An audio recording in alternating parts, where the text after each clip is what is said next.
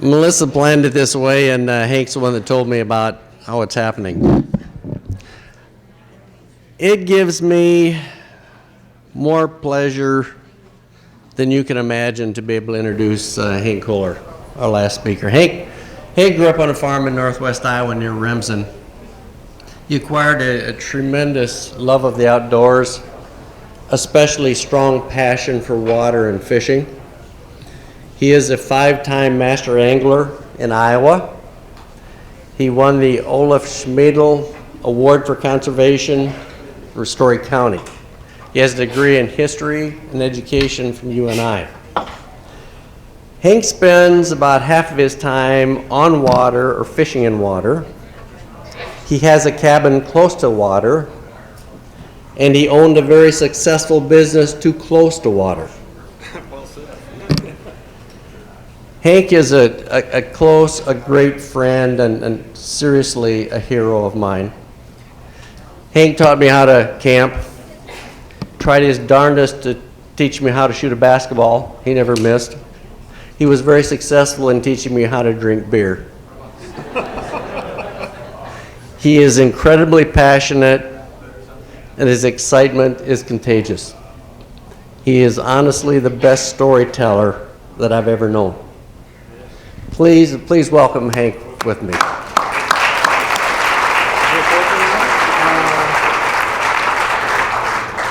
Is that working now? Ask them. Can you hear me okay?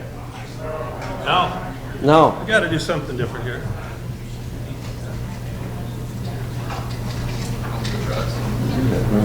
Let's try that. How about now? No, we need more volume, don't we? You can turn it on. Turn it on. Aha! I never said he was great at technology, and I'm not either. All right, let's try this. How about now? How about now? Yippee skippy, there we go. I'm going to put it in there, now let's try it again. Still okay?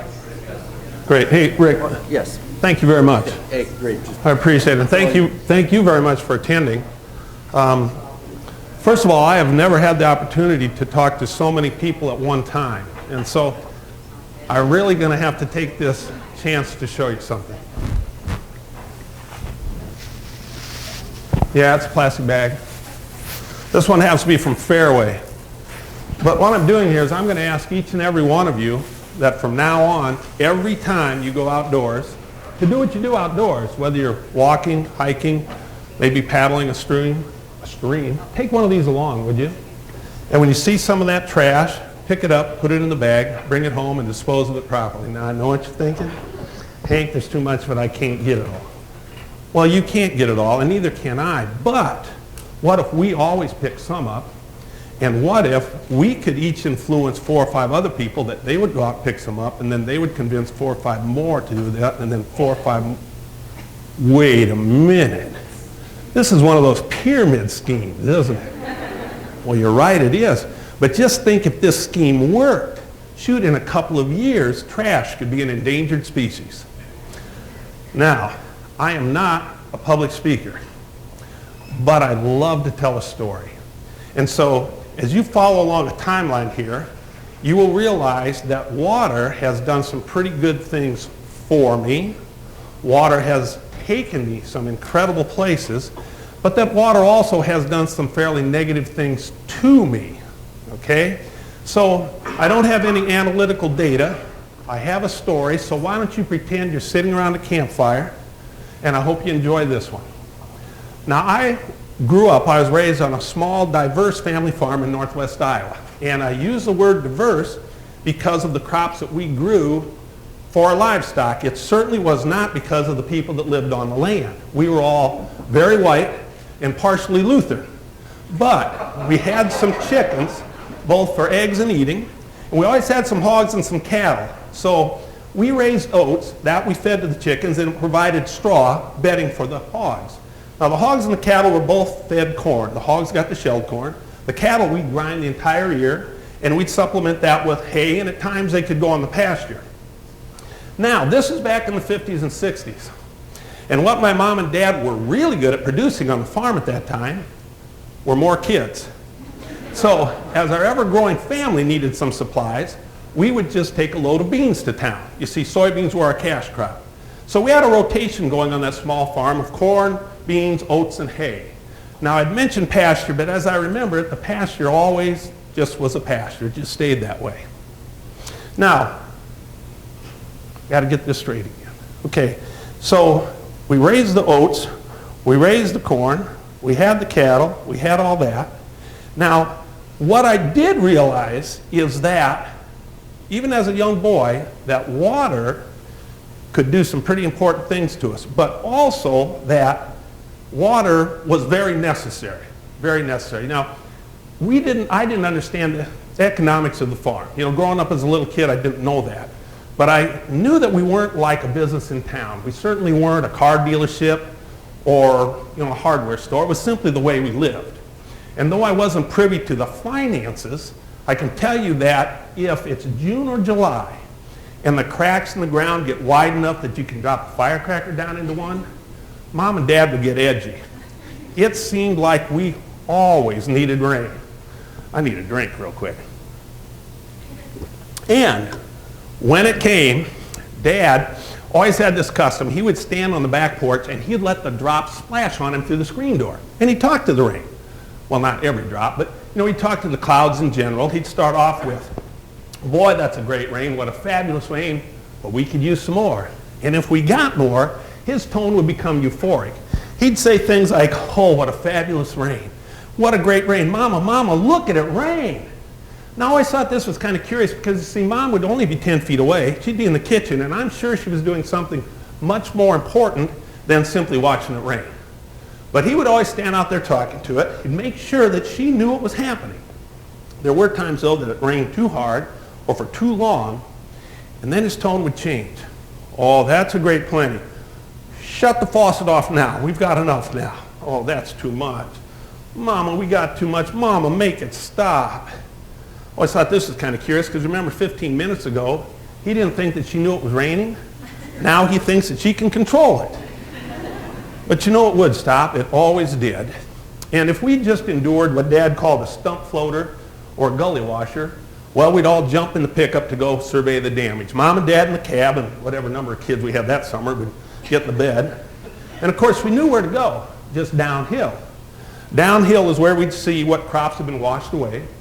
Downhill is where we would find the fences that needed to be repaired or replaced. And it was there, downhill, that we would watch our farm's most valuable asset simply disappear into the ditches and the swollen streams.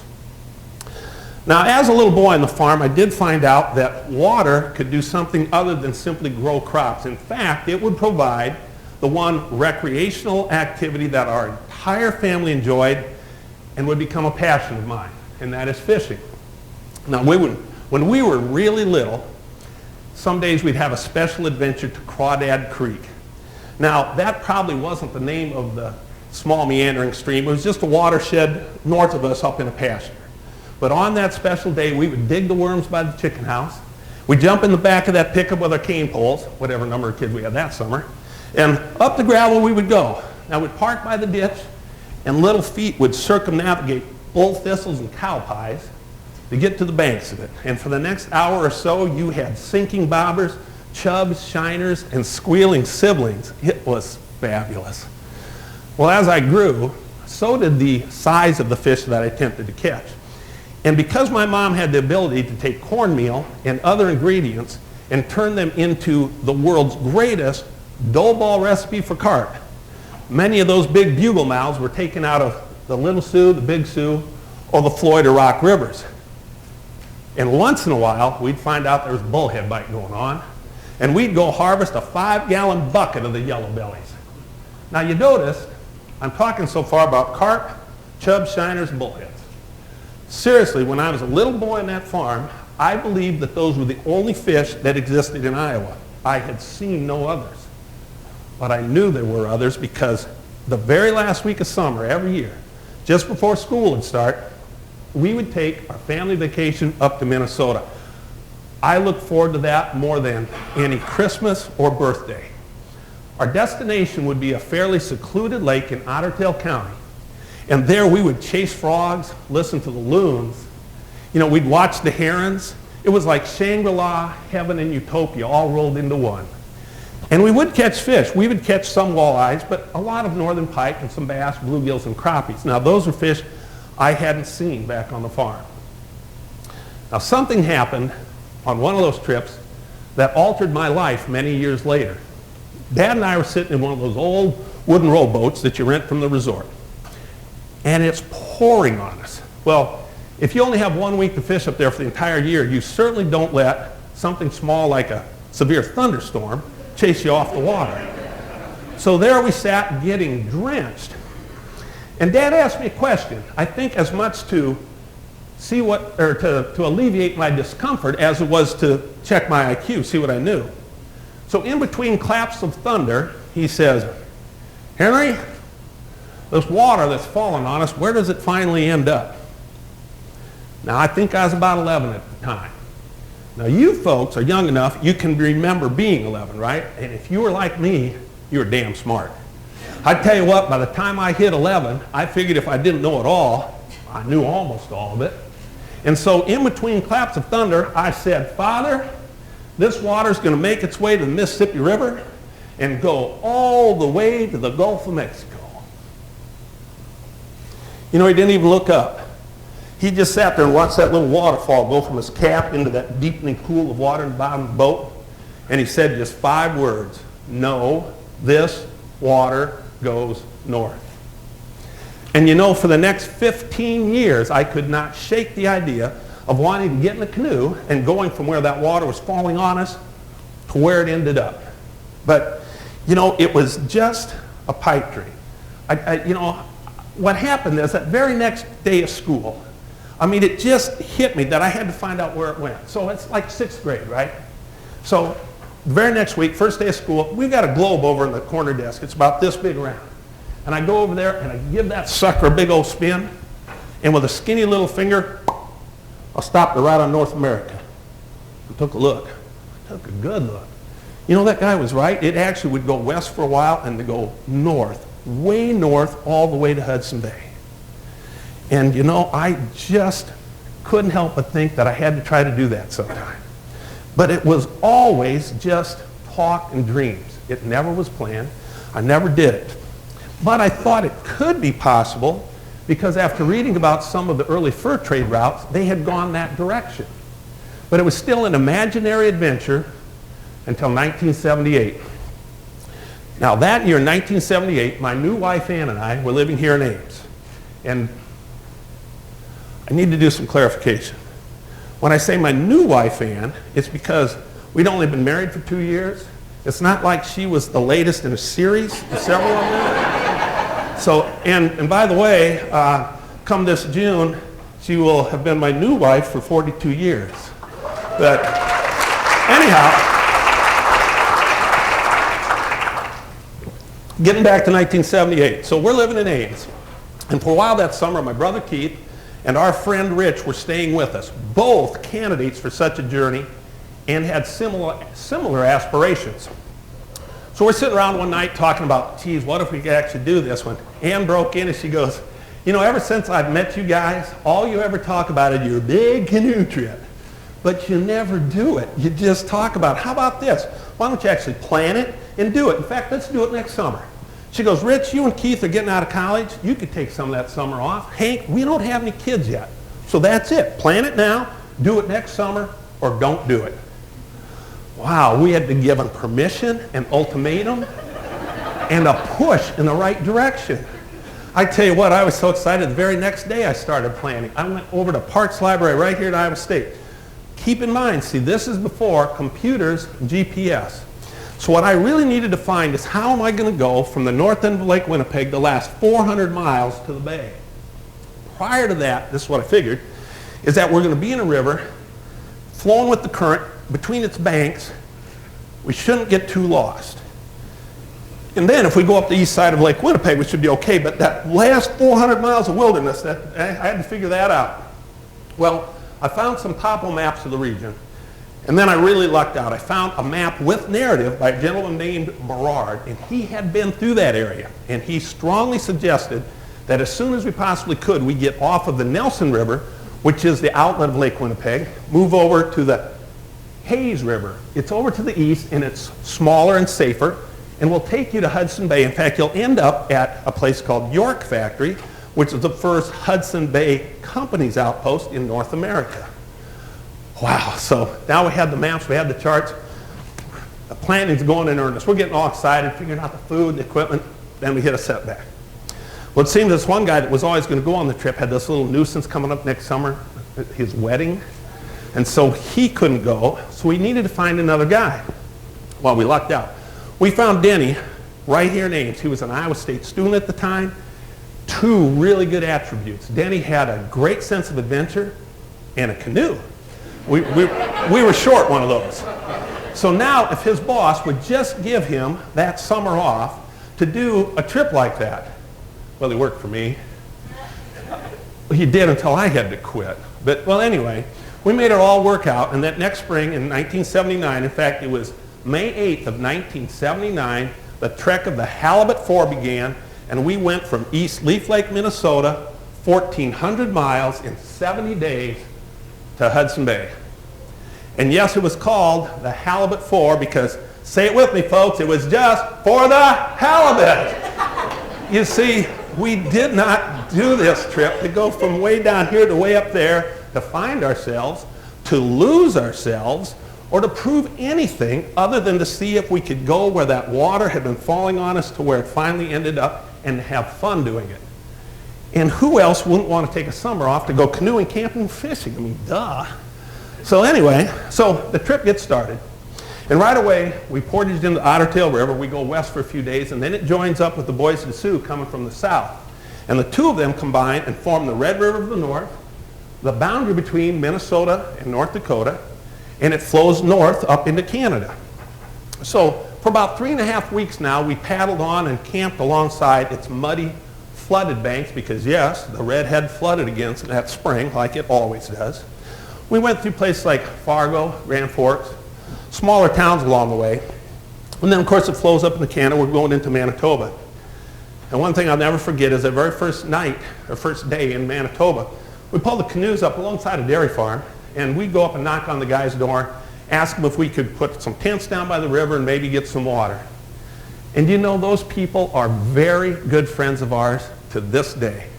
We met some fabulous, fabulous people on that trip. Well, from there on now, the Red keeps going, and it goes through the city of Winnipeg.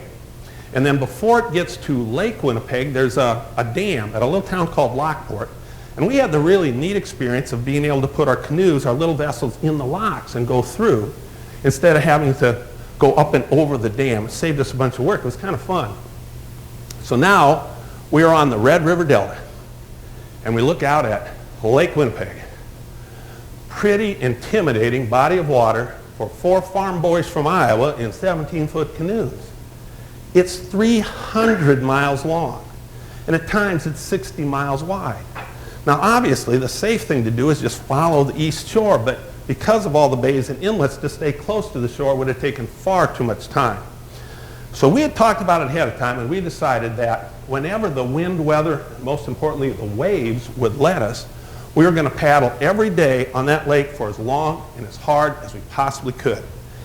And we were going to take cuts across some of those bays following compass bearings, the readings that I'd put on the maps ahead of time. Now, the biggest one of those happened our very first day on Lake Winnipeg.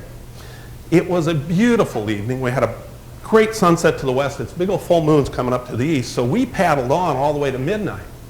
Now, at midnight, we were on the west side of Traverse Bay, which was an 8-mile cut across to the other side.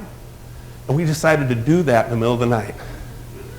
And I wrote in my journal that paddling across Traverse Bay from midnight to 2:30, following the compass bearing that lined up with a star, was one of the craziest things I'd ever done. But it wasn't dumb, because it probably saved us about a day's time if we'd had to follow the contour of the bay. Now, we are paddling Lake Winnipeg in June, so the days are very long, a lot of light. We would be on that lake sometimes by 5:30 in the morning, and we could keep paddling up to 11 o'clock and still have plenty of light to set up our tents.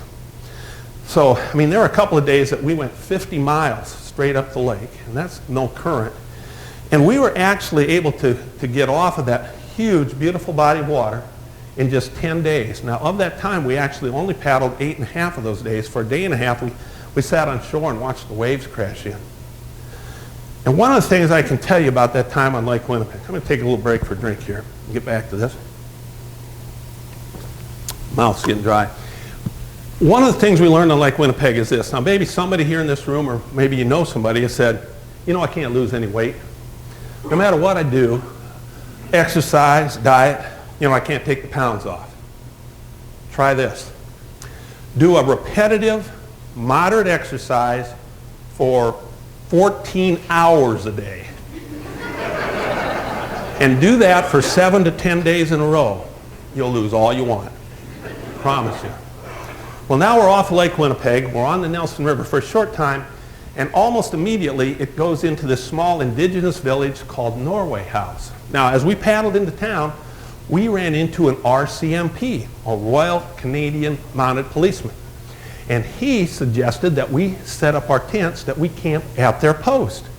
So we took him up on the offer. We set up at their post, and this really bad storm came in for 3 days. We barely survived. No, it wasn't the weather that was the issue.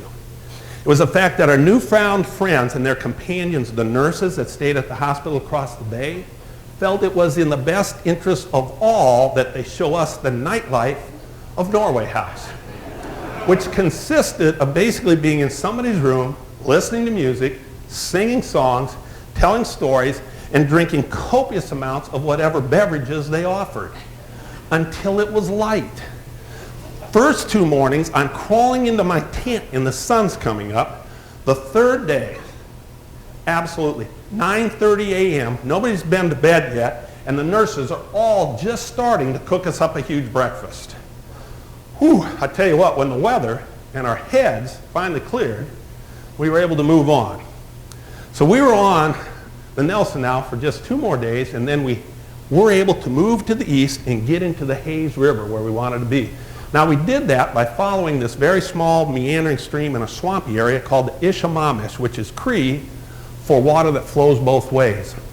And it's really interesting, when you get to the very headwaters of the Ish, it's at a great big rock. It's a sacred place for the Aboriginal people up there called the Painted Stone. And as I remember, it's only like 50 or 60 feet across. Well, on the west side of it, that water is the Ish, and it goes west. But now, if you're on the east side, you are on the very headwaters of the historic Hayes River. So now we are on the Hayes River. We've got 300 more miles to go through Manitoba's northern boreal forest. Paradise. And so those days on the Hayes were great. We followed along the river. We went through all of its lakes, a couple real big ones. There was Oxford Lake and Neil Lake, were about 40 miles in length. You know, we would go past hundreds, maybe thousands of islands. We portaged around some crushing falls. And we got taught a lesson or two in some pretty festive rapids. One thing about that time, and it was one of our favorite times on the trip, I think we all took back, is this, is we would wake up in the morning with no deadlines, no commitments, no responsibilities. All we had to do was stay warm, stay dry, and find something to eat. And you know what we had to do the next morning? Yeah, stay warm, stay dry, find something to eat. Seriously, when you do that in a lot of days in succession, it becomes completely, totally, and utterly addicting. It's something you just want to keep doing.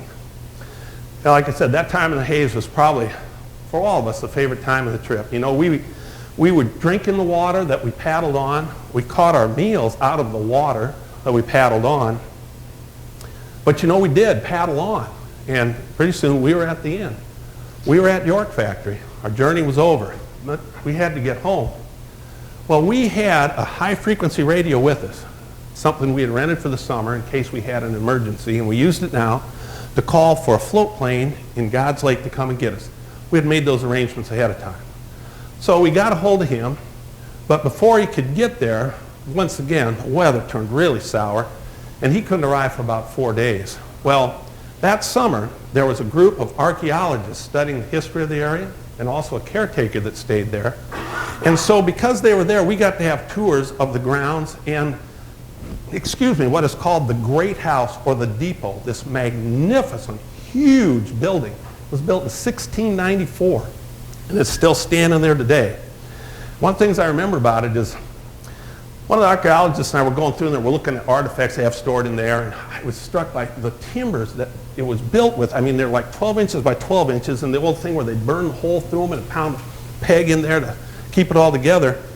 And we're in this like sub-tundra area now, just a few wispy little willows and maybe a scrub pine. So with the knowledge I now had of the river I just went on, I said to the archaeologist, I said, you know, they had to go probably 150 miles upstream to find trees that big. He said, Hank, you're not thinking straight. That's oak. Yeah, they brought it all across from England. They floated all the lumber over there. Well, like I said, we're there in really bad weather. And if you are staying in a rain-drenched tent staked down on permafrost, now that will test your survival skills. So we had the good fortune, we were able to move into a very small cabin next to the caretaker's house. So now we're warm and we're dry and we're comparatively safe when we got to watch a polar bear jog by right in front of us.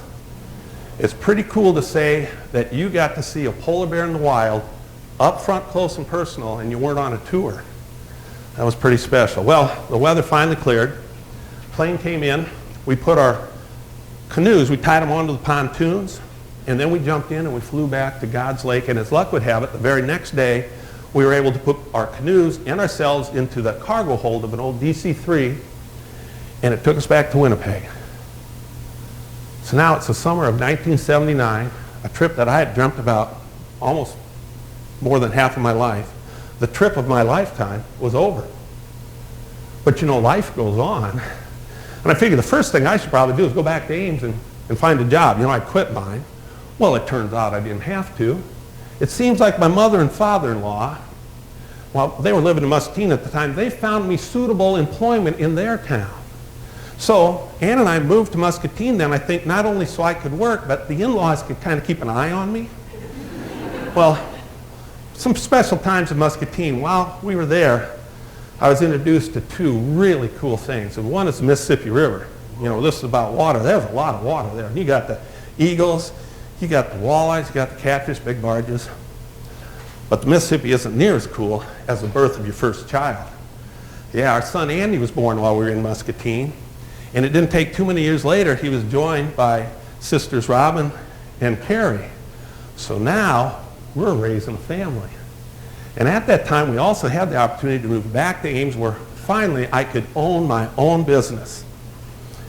Responsibilities, commitments, a whole new set of ideas of what you're doing here. I mean, you're raising a family now. All those things should have you worried, but I looked at it as opportunity. I mean, look at this. I now had these three inquisitive little creatures living with me.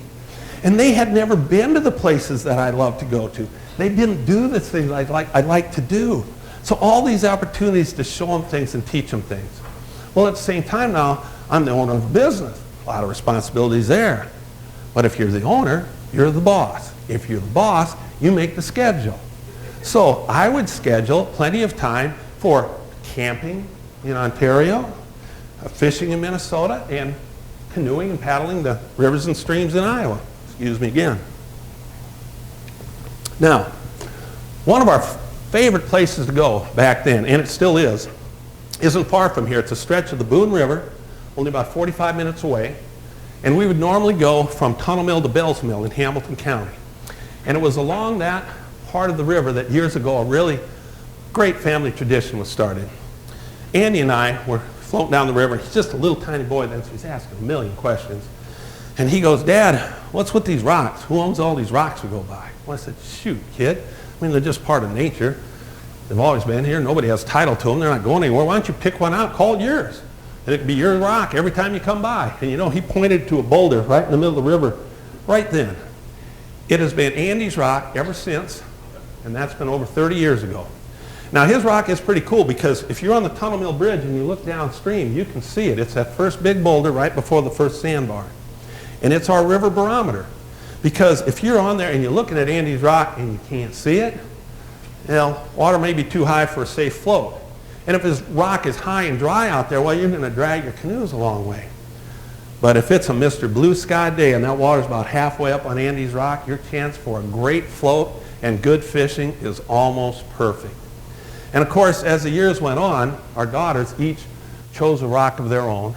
And so it's a very special day now when we can float along, check the water level at Andy's, maybe catch a fish or two by Carrie's, and set up our tents later on the sandbar next to Robin's. Now, 2 years ago, I wrote a story for the Iowa DNR's magazine, and it had to do with those family traditions. It's called Rocks in the River. If you wouldn't mind, I'd like to read you one paragraph of it. Anchoring across from Carrie's Rock, I think of time spent here with my kids. Looking down the river valley is like staring into a kaleidoscope of brightly colored memories. I view friends, family, and fish from years past. My children appear of all ages, from the first time on the river to the present. I can see their smiles, hear their laughter.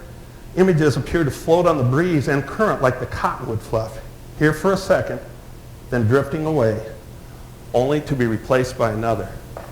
Now, I know that's kind of sappy, but it tells you how important those memories are to me, how priceless they are, and it makes me a very wealthy man because I have a lot of them. Now, when I started talking, I said I was going to tell you about what water has done for me, where water has taken me, and some things water has done to me. You guys have been kind enough to sit here and listen to the good stuff. Here comes the bad. That business that I told you I owned was a restaurant right along South Duff Avenue here in Ames. A very busy street out front, but a very pesky stream out back. You see, my property bordered Squaw Creek, and only about a half mile downstream it would join with the South Skunk River. So if it rained a lot, things would get sporty. I mean, we could get whacked from one side, the other side, or both at once. And in 1993, we had to totally rebuild the restaurant. And in 95, I borrowed some money and I put an 8-foot flood wall around it. Now, it's 4 feet of concrete in the ground. It's a foot wide, foot thick, and 4 feet above. And we'd put slots in the opening so that when the waters were rising, we would drop the planks and the plastic in there, supported with the sandbags, and with massive efforts by friends, family, and employees, all of those flood events from 95 to 2010, we kept the water out, including a very dramatic one in 2008. But on August 10th of 2010, the wall met its match.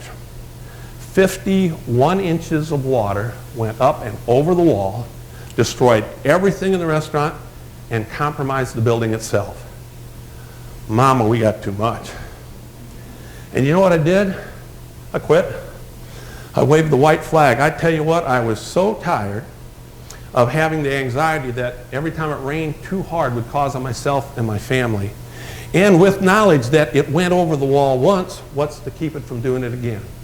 So I did not rebuild the restaurant. A busy family, profitable restaurant had been there for 28 and a half years, was done overnight. But now what would I do? You know, I was going to open a new chapter in my life, but how would it read? As my wife said, the flood kind of set me adrift. Well, you know, at that stage of my life, I didn't want a full-time job. I mean, who wants to work full-time? No, wait a minute. You guys probably do, and that's good for you. But I kept thinking about that stay warm, stay dry, find something to eat schedule.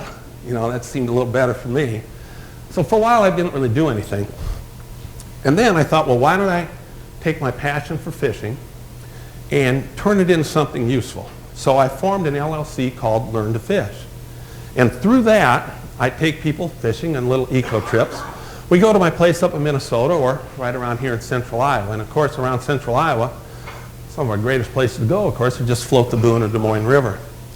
And it's really special if we have kids on the trip, because if we do, they get this coloring book I put together. And now I'm not going to be able to fumble through all the pages, but there's pages in here, for instance, to identify the fish that they caught. We use one of the DNR's identification manuals plus the coloring book, and they can say, yeah, that's a smallmouth bass, or that's a channel catfish. And of course, there's pages for all the waterfowl they see. Basically, there's pages for everything, from the other birds to mammals, reptiles, amphibians. And of course, they absolutely have to pick up some trash.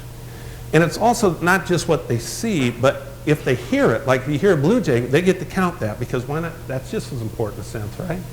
So That's really cool. And then I've got a point system in there.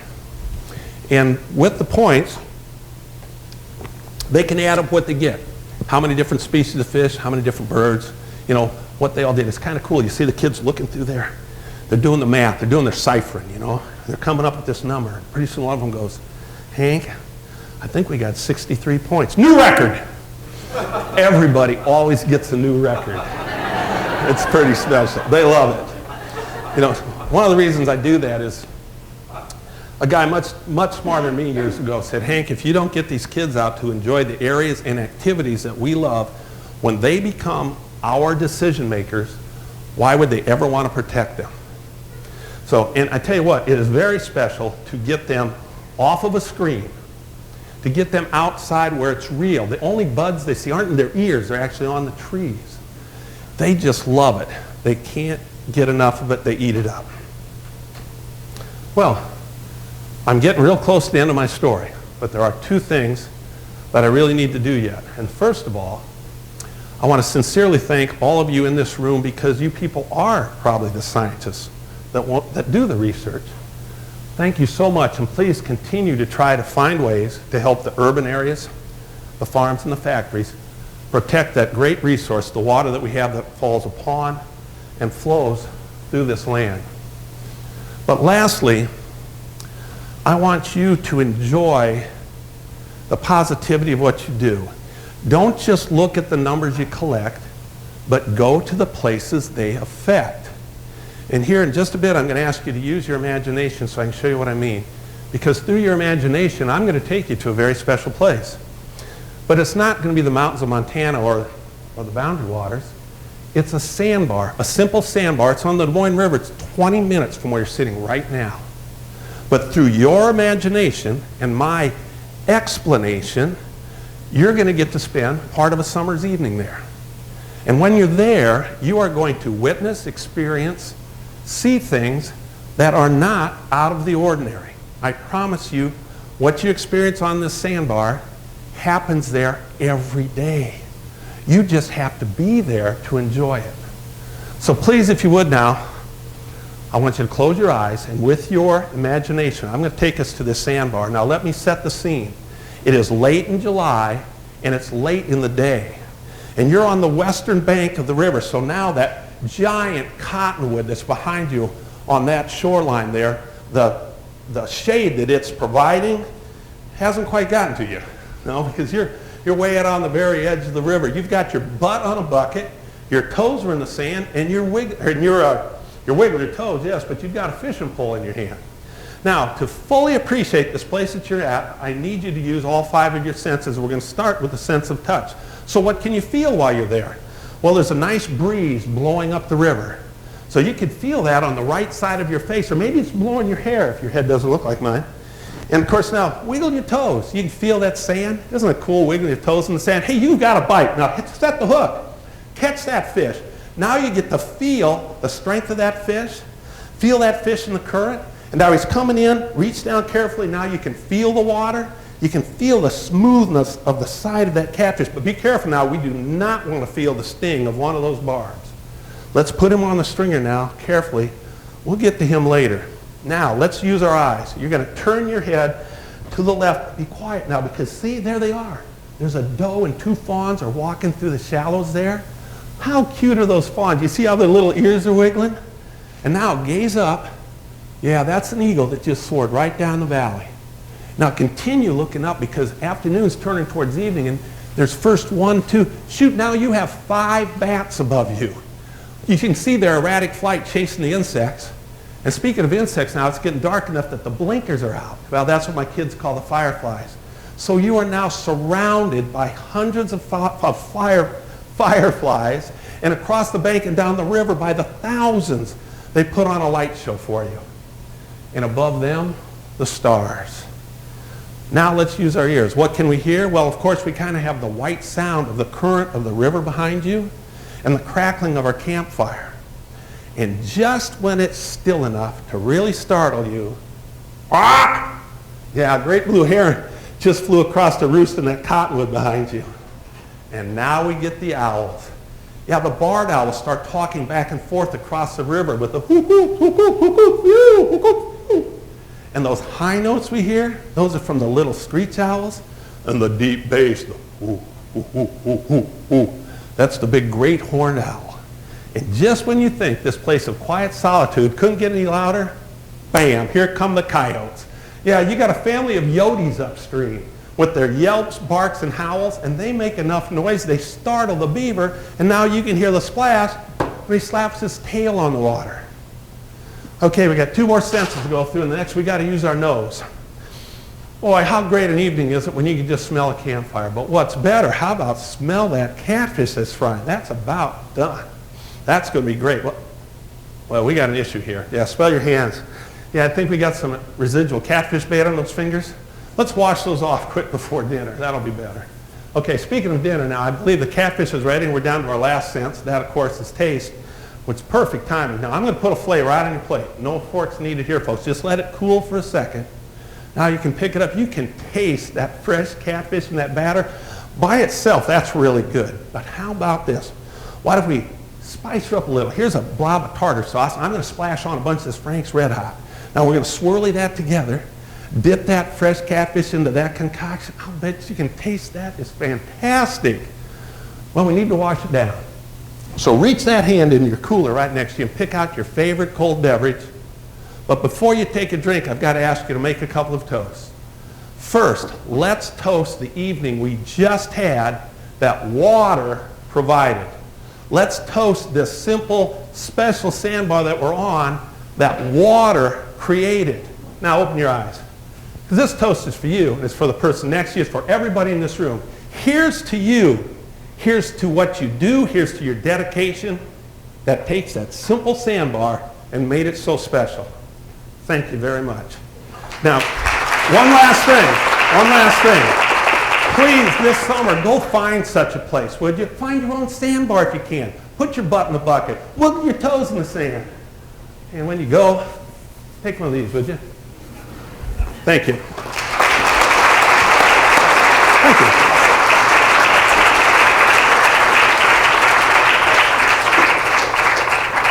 Any quick questions for Hank Kohler? Any quick question? I know we're winding down. We're going to have Melissa end up with a few points. Any quickies? Yes? Your fellowship of life finally planned today. I actually was thinking of a really crazy one the other day. I spent last week on Lake Winnipeg, of Lake of the Woods, I'm sorry.